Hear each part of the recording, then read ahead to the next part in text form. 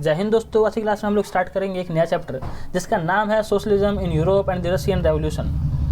ये जो आइडिया है सोशलिज्म का, ये जो आइडियोलॉजी है, विचार है सोशलिज्म का, इस विचार की वजह से दुनिया भर में 6 से 8 करोड़ लोग मर गए। और इस विचार की वजह से ही जो यूएसएसआर था ये टूटा अलग अलग 15 देशों के अंदर। इसी विचार की वजह से ही कई देश बर्बाद हो गए, जैसे सीरिया हो गया, लेबनान हो गया। कई देश ऐसे हैं जो इस आइडिया की वजह से ही अच्छी तरीके से बर्बाद हो गए। तो आखिर कहानी क्या है, किस तरीके से जो आइडिया है स्प्रेड होता है रसिया तक और फिर रसिया पूरी दुनिया को बर्बाद कर देता है। तो यहाँ पर इस तरीके का एक मैप बन गया था। आफ्टर द 1945 ये एक मैप बन गया। यहाँ पर क्या होता है, 1945 से लेकर 1991 तक एक कोल्ड वॉर एरा चलता है। इस बीच जो यूएसए होता है और यूएसएसआर, मतलब आप कह सकते हो रशिया का जो पप्पा था, ये दो अलग अलग ग्रुप बन जाते हैं। अमेरिका बोलता है सबसे बेहतर जो आइडिया है कंट्री को चलाने का वो है कैपिटलिज्म, मतलब पूंजीवाद। इसमें हर एक इंसान जो है आज़ाद रहेगा बिजनेस करने के लिए, अपनी बात रखने के लिए। इंसान को जो करना है वो कर सकता है। लेकिन यहीं पे यूएसएसआर बोलता है हमारे समाज के अंदर, हमारी कंट्री के अंदर इम्पोर्टेंट ये है कि हम लोग इक्वलिटी को लेकर आए, और वो सोशली भी होना चाहिए और इकोनॉमिकली भी होना चाहिए। यूएसएसआर बोलता है कि हमारे देश के अंदर बिजनेस नहीं होंगे, जो भी कुछ होगा वो हमारी गवर्नमेंट चलाएगी खुद और सिर्फ एम्प्लॉयमेंट प्रोवाइड करेगी हमारी जनता को। और इसी लड़ाई के अंदर ग्रुप बना चालू होते हैं।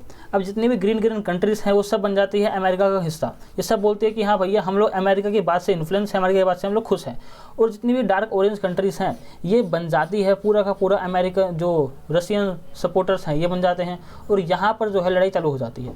ना ही एक गोली चलाई अमेरिका ने और ना ही एक गोली चलाई यूएसएसआर ने, लेकिन फिर भी यहाँ पर 6 से 8 करोड़ लोग मरवा दिए इन दोनों ने मिलकर। और लोग मरे क्यों थे, इसके पीछे कारण क्या था? जो भी देश बोलता कि मुझे जाना है यूएसएसआर के सपोर्ट में, उसको अमेरिका मारता अच्छी तरीके से। जैसे सीरिया यहाँ पर एक देश है, इसने कहा कि भैया मैं एक सपोर्टर हूँ यूएसएसआर का, तो अमेरिका आया, यहाँ पर इसकी जनता को बंदूक दे दिया और यहाँ पर लड़ाई झगड़ा चालू हो गया।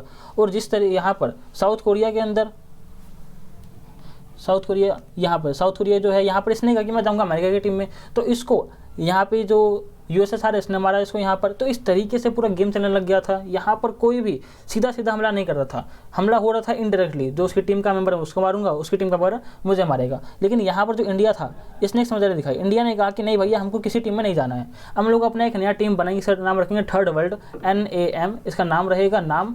और हम लोग अलग ही रहेंगे, हमें आपसे कोई मतलब नहीं, आपको लड़ना है लड़ो, मरना है मरो, हम आपसे अलग हैं। तो यहाँ पर इस तरीके से पूरा एक वर्ल्ड वॉर जैसा ही माहौल हो गया था। लग रहा था वर्ल्ड वॉर थर्ड हो जाएगा, लेकिन हुआ नहीं था। और ये है दी ग्रेट यूएसएसआर। उस वक्त ये दुनिया का सबसे बड़ा कंट्री था। आज भी देखो जो रसिया है वो दुनिया का सबसे बड़ा ही कंट्री है, रसिया ये बाय साइज। और ये बन गया अलग अलग हिस्सों में टूटा। यहाँ पर ये 3, यहाँ पर ये 3, यहाँ पर ये 3 और यहाँ पर ये 5। तो इस तरीके से 15 हिस्सों में टूटा ये देश। और ये रसिया खुद हो गया 15 देश। तो चैप्टर कुछ इस तरीके से है, आखिर क्या हो रहा था रसिया के अंदर, किस तरीके से जो आइडिया है रसिया के अंदर आता है, रसिया के बैकग्राउंड क्या था, इन चीज़ों को हम लोग देखते हैं। तो कहानी कुछ इस तरीके की है, जो समाज है वहाँ पे social changes back to back आ रहे हैं। हमने देखा कि इस तरीके से फ्रांस के अंदर रेवोल्यूशन होता है, क्रांति होती है, और जो सोशल चेंजेस है वो अपनी लाइफ बैक टू बैक हो जा रहे हैं। तो 3 ग्रुप निकल कर आए, लिबरल्स, रेडिकल्स और कंजर्वेटिव्स। इन तीनों के ही आइडियाज़ थे कुछ, और उन आइडियाज़ के हिसाब से अपनी बात को ये रखते थे। लिबरल्स ने कहा कि भैया हमको टॉलरेंट होना चाहिए, जितने भी धर्म है देश दुनिया के अंदर वो सभी धर्म प्यार मोहब्बत से रहे, एक दूसरे को टारगेट ना करे। बड़ा अच्छा आइडिया इन्होंने रखा। इन्होंने कहा कि जितने भी डायनेस्टी रूल है ये बिल्कुल ही गलत है, डायनेस्टिक रूल नहीं होना चाहिए। तो फिर क्या होना चाहिए? इन्होंने कहा होना चाहिए पार्लियामेंट्री फॉर्म ऑफ गवर्नमेंट। और इन्होंने ये भी कहा साथ ही कि हर एक इंसान के पास फंडामेंटल राइट्स होने चाहिए, जो कि इंडिया के अंदर अच्छी तारीख में है। और इन्होंने ये भी कहा कि वेल ट्रेन जुडिशरी होनी चाहिए। तो क्या ये जितने जो ये लिबरल्स हैं ये सपोर्ट करते हैं डेमोक्रेटिक गवर्नमेंट का? तो इसका जवाब है बिल्कुल नहीं। ये लोग बोलते हैं कि यूनिवर्सल एडल्ट फ्रेंचाइज नहीं होनी चाहिए। क्यों नहीं होनी चाहिए? ये लोग बोलते हैं सिर्फ और सिर्फ वो मैन जिसके पास पैसा है, जिसके पास वेल्थ है, प्रॉपर्टी है, वही इंसान डालेगा वोट। अगर वही इंसान वोट डालेगा तो ये डेमोक्रेसी नहीं हो सकता। तो ये एक नॉन डेमोक्रेटिक की डिमांड कर रहे हैं, लेकिन हाँ एक फॉर्म ऑफ डेमोक्रेसी भी इसको बोल सकते हो। रेडिकल्स कौन से लोग थे? रेडिकल्स बोलते थे जो महिलाएं हैं हमारे देश की, वो 50% आबादी का हिस्सा है, तो उनके पास भी राइट टू वोट होना चाहिए। बड़ी अच्छी बात कही आपने।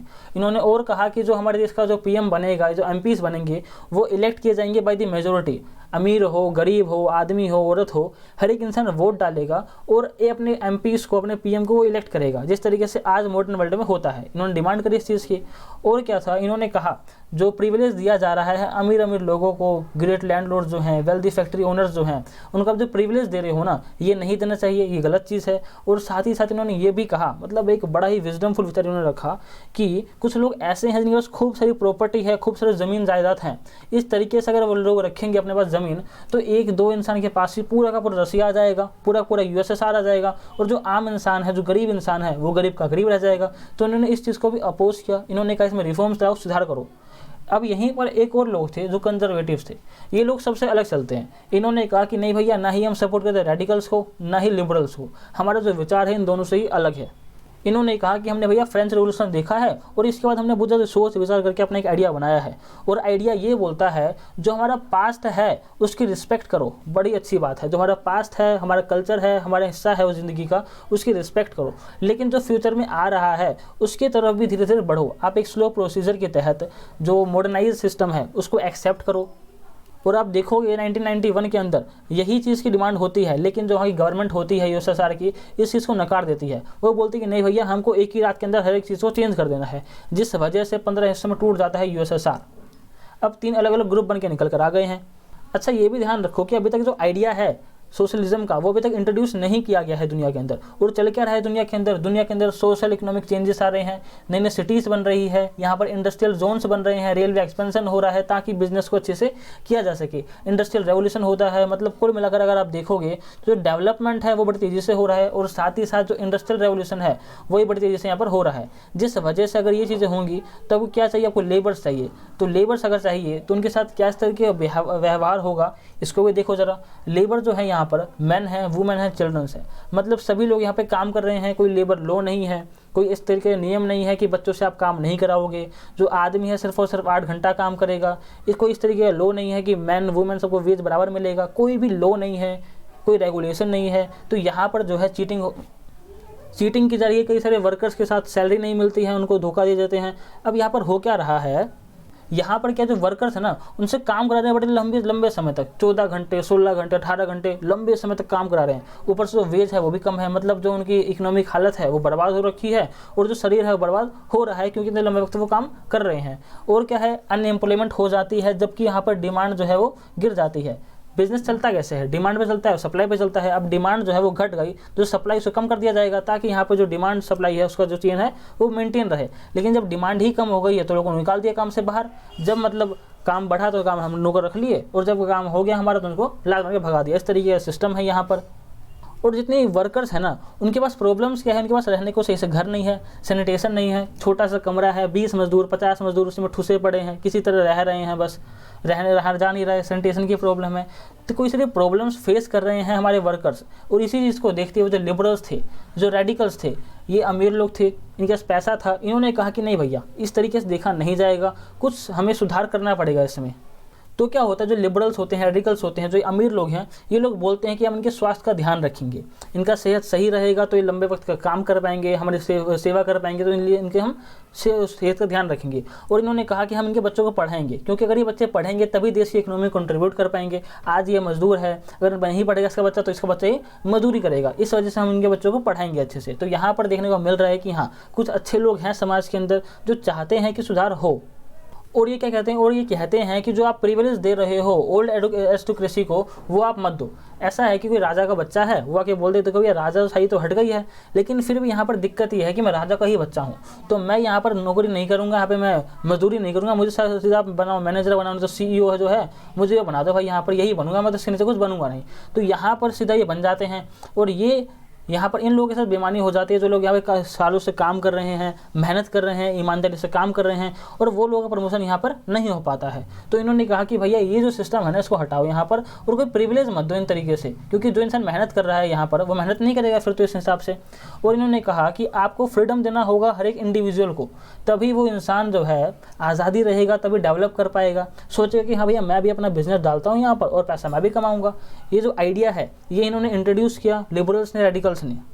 और ये लोग कहते हैं कि हमारी जो सोसाइटी है उसको आप डेवलप करो, यहाँ पर कुछ चेंजेस लेकर आओ, जो डिमांड कर रहा है मॉडर्न सोसाइटी। अब क्या होता है, कुछ नेशनलिस्ट होते हैं फ्रांस के अंदर, इटली के अंदर, जर्मनी के अंदर, रसिया के अंदर, और ये लोग अपनी मोनार्की को उठा के फेंक देते हैं। ये बोलते हैं कि नहीं भाई, राजाशाही जो है ये बहुत ज़्यादा गलत है, हमारे साथ अत्याचार हो रहा है। फ्रांस का हमने देखा था, हमने पढ़ा था पूरी कहानी किस तरीके से जो लुईस 16 होता है उसको हटाया जाता है पावर से। रसिया का भी देखेंगे इस चैप्टर में हम लोग। तो यहाँ पर हमने देखा किस तरीके से जो मोनार्की है उसको हटाया जा रहा है, उसको रिप्लेस किया जा रहा है विद द डेमोक्रेटिक आइडियाज़। और यहाँ पर बोला जा रहा है जितने भी सिटीजन्स हैं हमारे पास, उन सबके पास इक्वल राइट्स रहेंगे। यहाँ पर ऐसा नहीं है कि जो इंसान जो है उसे प्रिविलेज दिया जाएगा, किसी को हम एकदम रगड़ कर इस्तेमाल करेंगे, इस तरीके से यहाँ पर नहीं होगा। यहाँ पर हम इक्वल राइट्स हर इंसान को देंगे। अब क्या होता है, जो सोशलिज्म होता है इस आइडिया का जन्म होता है क्योंकि जो लेबर्स हैं हमारे वो तकलीफ़ में है। जब लेबर्स तकलीफ़ में है, कुछ लोग देखेंगे, पढ़ा लिखा इंसान देखेगा और वहाँ पे एक आइडिया रखेगा, क्यों ना हमारे जो समाज है उसमें एक समानता को लेकर आए, हर एक इंसान जो है वो बराबर हो जाए, कोई अमीर ना कोई गरीब ना हो, जो खाई है अमीर गरीब की वो एकदम ख़त्म हो जाए।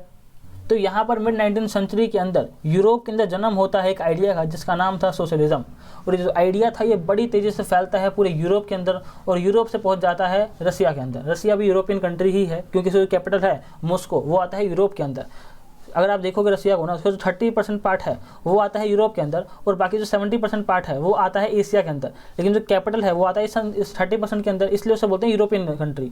अब क्या है, जो पूरे के पूरे रसिया है वहाँ तक ये बात पहुँचेगी। यहाँ पे कहा क्या जाता है, ये कहते हैं कि जो प्राइवेट प्रॉपर्टीज़ है ये बेकार आइडिया है। इसी वजह से तो आप देख रहे हो कि बहुत सारी समस्याएं हो रही है, हमारे जो समाज है वहाँ पे इलनेस आ रहा है, ये मेन जड़ है हर एक समस्या का। तो उसको आप उठाओ और बाहर फेंक दो, ये जो आइडिया है फैलता है। अब ये जो आइडिया है ना ये पहुंचता है किसी कैपिटलिस्ट कंट्री के अंदर, यूएसए के अंदर लेके जाते हैं, रॉबर्ट ओन जो होते हैं लेकर जाते हैं अमेरिका के अंदर, जो फ्रांस है वहाँ पर जो लुईस ब्लैंक है वो लेकर पहुँचते हैं इस आइडिया को कि हाँ भैया देखो ये जो कैपिटलिस्ट है वो ज़्यादा बेकार है, इसको रिप्लेस कर दो आप विद दी सोशलिस्ट आइडिया। और इस आइडिया को जन्म दिया था कार्ल मार्क्स ने। कार्ल मार्क्स ये जो अंकल हैं, इन अंकल ने जन्म दिया इस आइडिया को। इन्होंने असल में सोचा नहीं था जो आइडिया है ये काम कुछ कर सकता है ग्राउंड लेवल पर। इन्होंने बस एक इमेजिनेशन किया, सोचना तो फ्री है, इन्होंने इमेजिनेशन किया कि अगर क्यों ना हम एक ऐसा दुनिया को बनाए जहाँ पर अमीर गरीब हो ही ना, हर एक इंसान समान हो, हर एक इंसान की जो ज़िंदगी है बड़ी अच्छी हो। और इनका साथ दिया था इस समय फ्रेडरिक जो एंगल थे, इन्होंने इसमें साथ दिया इनका। इन्होंने भी कहा कि हाँ भैया बहुत अच्छा आइडिया है, इसी तरीके से हम करेंगे। और इन दोनों ने मिलकर आइडिया यहाँ पे क्या रखा, इन्होंने कहा जो कैपिटलिस्ट है इसको हम ओवरथ्रो कर देंगे बाय दी वर्कर्स। जो वर्कर्स है जो तंग हो रखे हैं इस वक्त इस कैपिटलिज्म के आइडिया से, वो सीधा उठे, आंदोलन करे, रिवोल्ट करे और जो मालिक है उसको उठा के बाहर फेंक दे और वहाँ पर हम स्थापना कर देंगे यहाँ पर कम्युनलिज्म की। और कार्ल मार्क्स ने यह भी कहा it is a natural society. इसका मतलब है ये जो आइडिया है ना सोशलिज्म का, ऐसा नहीं जो गवर्नमेंट है वो इम्पोज करेगी, ये अपने आप ही जो जनता है वो रिवोल्ट करेगी, इसके लिए क्रांति करेगी इसके लिए, और पूरी दुनिया के अंदर पूरा ही सोशलिज्म छा जाएगा, कम्युनिज्म छा जाएगा। ये जो आइडिया था ना ये सुनने में बड़ा ही अच्छा है कि हाँ भैया देखो हर एक समाज में ना हर एक इंसान अमीर नहीं होगा, गरीब नहीं होगा, पूरा इक्वल हो जाएगा। और इसी जो चमक था इसकी आइडिया का, इस चमक ने कैसे लोगों अपनी तरफ खींचा। तो 1870s के अंदर ये जो आइडिया था हर तरफ फैला और एक मीटिंग बैठाई गई इंटरनेशनल बॉडी द्वारा। इस मीटिंग का नाम रखा गया सेकंड इंटरनेशनल। अब इस मीटिंग के अंदर डिस्कस किया कि अरे वाह भैया देखो कितना अच्छा आइडिया है, हम इसको फैलाएंगे, अपनी कंट्री के अंदर इंप्लीमेंट करेंगे, अलग अलग पॉलिटिकल पार्टीज बनाएंगे। और पॉलिटिकल पार्टीज बनती है, जर्मनी के अंदर आया, ब्रिटेन के अंदर आया, फ्रांस के अंदर आया। अगर आप देखोगे तीनों की तीनों ही एक कैपिटलिस्ट कंट्रीज़ हैं और यहाँ पर एक कैपिटलिस्ट कंट्री के अंदर जो सोशलिज्म का आइडिया है मजबूत बन रहा है। और ये लोग क्या करते हैं, यहाँ पे जो वर्कर्स होते हैं ये फंड इकट्ठा करते हैं दूसरे की मदद करने के लिए, क्योंकि सारे ऐसे लोग हैं, वर्कर्स हैं जिन्होंने फैक्ट्री के अंदर चोट लगने की वजह से अपने हाथ पैर खो दिए हैं, काम नहीं कर पा रहे, चोट लगा हुआ है, या कई वर्कर्स हैं जान तक गंवा दी है। तो उनकी मदद करने के लिए फंड इकट्ठा करते हैं, डिमांड करते हैं कि भैया हमारे जो वर्किंग आवर्स है आप इसको कम कर दो, राइट टू वोट दो, हम लोग गरीब है तो क्या, इंसान तो है, वोट हमको मिलना चाहिए। हर तरफ पूरी दुनिया के अंदर उस वक्त आइडिया फैला होता है सोशलिज्म का। लेकिन इतना कुछ होने के बाद भी 1914 तक ये जो आइडिया है कहीं पर भी पावर गेन नहीं कर पाता है। पूरे के पूरे यूरोप में जो आइडिया है फैला बहुत, लेकिन गवर्नमेंट नहीं बना पाया। और इसी वजह से जो यूरोप के अंदर था ना इसका जो आइडिया का दबदबा था वो कम होने लग गया। और आज भी जो पावर है वो कंट्रोल किया जा रहा है बाय द कंजर्वेटिव, लिबरल्स और रेडिकल्स। और ये जो आइडिया है अब ये आइडिया पहुंचेगा रसिया के अंदर, और मेन जो रसिया है यहाँ पर होता है इसका रेवोल्यूशन, और जो रसिया है उसमें पर होती है क्रांति। तो पार्ट नंबर 2 में हम यही देखेंगे किस तरीके से ये जो आइडिया है ये पहुँचता है रसिया के अंदर। और फिर रसिया के अंदर वही होता है जो कार्ल मार्क्स ने कहा था, जो वर्कर्स हैं वो खुद उठते हैं और रिवोल्ट करते हैं अपने पावर के लिए, यहाँ पर सोशलिज्म आइडिया के लिए। तो इस वीडियो में इतना ही। जय हिंद, जय भारत।